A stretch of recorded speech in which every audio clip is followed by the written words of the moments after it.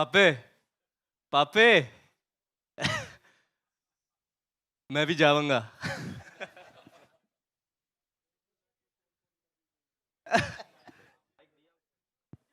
ये लीजिए ये लीजिए। पापे मैं भी जाऊंगा। ऐतकी तू जाएगा तेरे अंदर बढ़न नहीं देंगे क्योंकि वो नहीं चाहते कुछ टूट फोड़ रहे हैं। बारह ही पेज देंगे, नहीं नहीं नहीं नहीं नहीं नहीं, तुसी लोग वापस जाओ। Well, congratulations. You all have actually created magic. आप लोगों ने actually जादू बनाया है, फिल्म नहीं बनाई है। सनी जी, आपसे मैं जानना चाहूंगा, जब फर्स्ट टाइम अनिल शर्मा मेरे ख्याल से आपके घर आए थे, आपको एक स्टोरी की 2 लाइन सुनाने, शक्तिमान जी ने अनिल को सुनाई बात, एंड अनिल ने आपके पास आकर आपको ये कहा, exactly at that moment when you heard, 2 मिनटों में आपका फर्स्ट रिएक्शन क्या था? देखिए, मैं शुरू से बहुत घबरा रहा था गदर 2 के लिए, बिकॉज वो ऐसी पिक्चर है हमारी गदर के, उसको मैं नहीं चाह रहा था कि कहीं उसका स्वाद खराब हो जाए, बहुत डरता था। इसलिए मैं जब भी कुछ बोलते थे उन्होंने नहीं नहीं नहीं नहीं नहीं, पर इस बार जब इन्होंने आके कहानी सुनाई, उसका सीड सुनाया, तो मुझे अच्छा लगा। तो ऐसा डियर लेट्स, लगता है इसमें हम कर सकते हैं, एंड देन फिर ये लोग आपस में लग गए। The rest, as they say, is history. Is history. Shariq, पैसे आप दे रहे थे, जी जब आपने कहानी सुनी, you must have gone back to 2001, Gadar Ek Prem कथा, आपको ऐसे लगा कि ये कुछ उसका वर्दी सीक्वल बन सकता है इससे? तो जब शर्मा जी आए मिलने से पहले, जब अपॉइंटमेंट ली, उसके 2 दिन पहले मैंने पूरी पिक्चर देखी, पुरानी वाली। ऐसे कि आ रहे हैं, मैंने देखी होगी, मतलब 2001 में देखी थी, उसके बाद टीवी पर आती थी तो would keep watching it, but भूल गए इतना, मतलब। तो मैंने देखा, ऐसे ठीक है। तो जब शर्मा जी आए, he met him for the first time, and he sat opposite me, और अगेन जर्म ऑफ कहानी थी कि बाप है, फंस जाता है, बेटा जाता है बचाने, और वहाँ बेटा फंस जाता है, द इमोशन समझ में आ गया। मगर more than anything else, Sharma ji का जो कन्विक्शन था, and I can say it over here, he was very honest, and he said, for me this is my make or break film, it is either my last film or it will give me a lease of life, because the responsibility of Gadar 20 साल पहले, with my son and Sunny sir, पर more importantly जो भरोसा है audience का, अगर वो मैं नहीं कर पाया तो फिर मतलब there is nothing more for me, मतलब। And it was that conviction, and as a producer really, I mean, एक डायरेक्टर का कन्विक्शन ही है जो आप बैक कर सकते हैं। फिर बीच में बहुत सारी झगड़ा लड़ाई वो सब हुआ, that is a different thing, but वो कन्विक्शन के बलबूते पर हम लोग ने हाँ कहा, और फिर वो 3 साल, आई थिंक वही जून जुलाई का आई थिंक था, 2019, और 2019 ही का था, and then we went on floor. साढ़े तीन साल लगे to get everything done. Wow, हाँ, कोविड आ गया। अनिल, आपको एक्चुअली ऐसे लगा कि this is your hello, make and break hello. Film? Actually ऐसे लगा? देखिए, क्या था कि पिछले बहुत बरसों से ये चल रहा था कि गदर 2 बनानी है, गदर 2 बनानी है, और मैं जहाँ जाता था ऑडियंस मुझे बोलती थी गदर 2 बनाओ, गदर 2 बनाओ। कहानी नहीं आ रही थी, 150 कहानियाँ आई, और शक्ति जी को हमेशा बोलता था कि कोई आइडिया दे दो, और कोई आइडिया आ नहीं रहा था। तो एक दिन शक्ति जी आए मेरे पास, और शक्ति जी ने मुझे आइडिया सुनाया। नवरात्रि का दिन था, मैं पूजन से उठा था, तो उन्होंने बोला कि एक प्रसाद मैं देता हूँ आपको, आप चलिए। क्या बात है, और प्रसाद आपने ऑडियंस को दे दिया? तो इन्होंने मुझे कहानी सुनाई, मुझे वो कहानी सुन के एक ही इमोशन आया, वो इमोशन वर्क कर गया। जैसे गदर क्या थी, पहली गदर थी रामायण। राम जो है राम जो है सीता को लंका से लेने जाते हैं, वो बेटा बोलता है मेरी माँ को ला दो। मैंने कहा ये रामायण है, फ्लॉप नहीं हो सकती क्योंकि हर दिल में बसी है। दूसरी कहानी जैसे ही इन्होंने मुझे सुनाई, मुझे लगा कि यार अगर अभिमन्यु चक्रव्यूह में फंसा था, अर्जुन का बेटा अभिमन्यु, और उस वक्त अगर अर्जुन पहुंच जाता तो महाभारत तो उस दिन खत्म हो जाता। इससे बड़ा इमोशन तो संसार में नहीं कोई हो सकता। ये कहानी तो लोगों के दिलों में, इस कहानी को कोई फेल ही नहीं कर सकता। वो कन्विक्शन था मेरे पास, तो मैं वो उस कन्विक्शन के साथ में गया। मैं खुद रो पड़ा। सनी सर को जब सुनाया तो उनकी तो मोटी मोटी आंखें, इमीडिएटली इमोशन आ जाते हैं, इनकी आंखों में एक नमी आ गई। शारिक सर की आंखों में नमी आई, इन्होंने देखी नहीं देखी पर मैंने देखी। पुनीत साहब को भी जब सुनाया तो उनकी आंखों में भी नमी आई।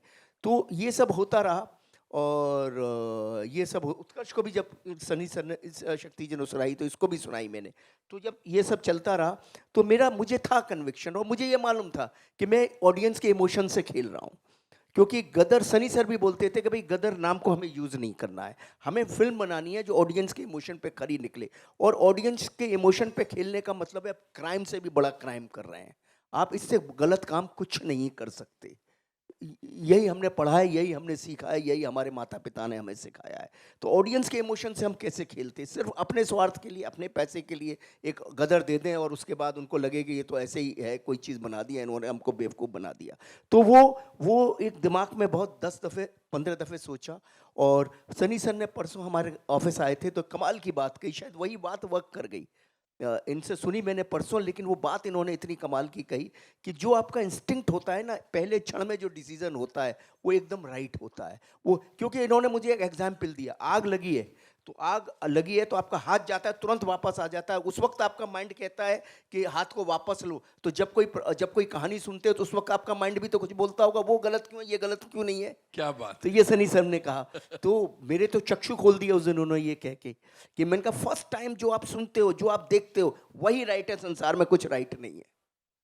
तो वही जो शक्ति जी ने कहानी सुनाई, तो उसी कन्विक्शन के साथ मैं इनके पास गया और मैंने इनसे कहा कि स्टूडियो थे, इनको कन्विंस भी करना था और मैं जेन्युइनली इनको बोला कि मेरी लाइफ का या तो इधर है या इधर है, ये जीवन का मेरा इस तरफ है या इस तरफ है, मैं ऑडियंस को धोखा नहीं दे सकता, either my story is going to over और ये मेरी लास्ट ट्राई है, अगर कुछ करूँगा। वैसी हमारी इंडस्ट्री बोलती है कि अमेरिका में तो डायरेक्टर जितनी उम्र होती चली जाती स्पीलबर्ग की या किसी की भी, तो वो और बेटर होता चला जाता है। और क्योंकि वक्त के साथ आपका अनुभव बढ़ता ही है, आपको दुनिया ज़्यादा समझ आती है। हमारी इंडस्ट्री में क्या है कि कुछ पता नहीं क्यों है, क्या है हमको नहीं समझ आता। तो ऐसा लगता है कि हर कोई बोलता है यार अब तो पुराना ज़माना 90s 80s, पता नहीं जाने 1980s खराब टाइम था। हमारी इंडस्ट्री बॉलीवुड हो गई है। हम पहले हिंदी सिनेमा थे, तो वही मैं बोल रहा उसी हूँ। में गर्व रखना चाहिए। हमें क्यों नाम लेना किसी इंडस्ट्री का, वो हॉलीवुड है तो हम बॉलीवुड क्यों बने। हाँ, तो मैं यही बोल रहा हूँ ना sir. Great pride being India and be Indian and we should be known as a Hindi Yes. Film industry. तो क्या था, request everybody to do that. I mean, हम किसी से कम नहीं। बिल्कुल सर, हम किसी से कम नहीं। जैसा जिंदाबाद। जिंदाबाद है, था और रहेगा। ओ बी प्राउड, कभी शर्माओ मत के तुम कौन हो, तुम ही तुम हो और कोई नहीं है। वेरी गुड, वाह वाह वाह वाह। जैसे आज कोई जर्नलिस्ट मुझे बोल रहा था, यार at this age Sunny Deol is pulling the audiences, he is the Tom Cruise of India. I said तूने न्यूज़ नहीं सुनी, अमेरिकन टेलीविजन पर आ रहा है, किसी ने बोला Tom cruise is the Sunny Deol of Hollywood. Sunny, क्या ज्यादा मुश्किल था? आप बहुत शाय किस्म के इंसान हैं, इस फिल्म में आपने फ्रंट फुट पर प्रमोशन किया है, ज्यादा मुश्किल क्या था 3 चीजों में से? उस कैरेक्टर में ढलना फॉर गदर 2, शूटिंग या प्रमोटिंग द फिल्म? देखिए इस बार मैं सब में ढल गया था।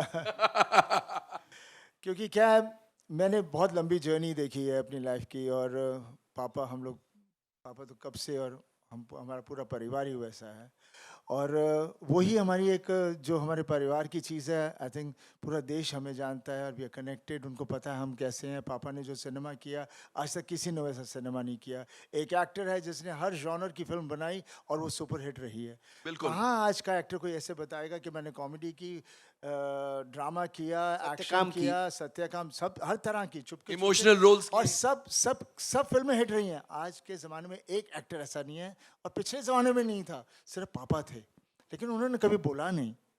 सही। जनता देख रही थी, जनता जानती थी, इंडस्ट्री नहीं बोल सकती थी, बिकॉज वो बहुत ही बड़ा आदमी था, वैसा बनना मुश्किल था।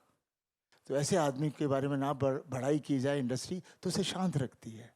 और हम भोले वाले आदमी हैं, हमें क्या लेन देना कौन क्या बोलता है, हम तो जनता के साथ जुड़े हुए हैं। और आज भी जो हो रहा है वो जनता को चाहिए था। जनता तो का प्यार। जनता ने तारा सिंह को अपने दिलों में, सकीना को अपने दिलों में, ये परिवार को अपने अंदर बना के रखा हुआ है, बिकॉज वो चाहते हैं हम भी इसी तरह का परिवार हों। और वो परिवार की जो ताकत है उसका प्यार है। और जब मुश्किल आ जाती है तारा के ऊपर, तो तारा खड़ा हो जाता है, फिर उसके साथ कौन जुड़ता है? रब उसके अंदर आ जाता है तब।